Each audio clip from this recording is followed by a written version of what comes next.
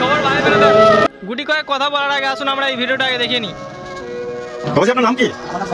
সনাতন রবিদাস, বাড়ি লস্করপুর। এখানে আপনি মুসলমানদের মসজিদ আপনি আজকে কি কারণে এসেছেন? কিসের অসুবিধা হচ্ছে? কি বুঝতে পারলেন এই ভিডিওটাতে? যে আমাদের পশ্চিমবঙ্গে এখনো কিন্তু সম্প্রীতি টিকে রয়েছে। যে সমস্ত নেতা মন্ত্রীরা শুধুমাত্র ক্ষমতার লোভে ধর্ম নিয়ে মানুষকে বিভেদ সৃষ্টি করাচ্ছে, এক ধর্ম আরেক ধর্মের সাথে লড়াই করাচ্ছে, যে সমস্ত নেতা মন্ত্রীরা আজকে সময়ে দাঁড়িয়ে আমাদের রাজ্যটাকে ধর্মীয় উস্কানিমূলক রাজ্য বানিয়ে ফেলেছে, সে সমস্ত নেতা মন্ত্রীদেরকে কিন্তু দেখিয়ে দিল যে আমাদের রাজ্যে এখনও সম্প্রীতি বেঁচে রয়েছে। আমাদের রাজ্যে এখনও সেই সমস্ত মানুষ বেঁচে রয়েছে যাদের কাছে ধর্মের আগে কর্মটা কিন্তু আসলে পেটে ভাত না পড়লে না জাত কখনোই সামনে আসতে পারে না। প্রথমে ভাত, তারপর জাত, কর্ম, তারপর ধর্ম।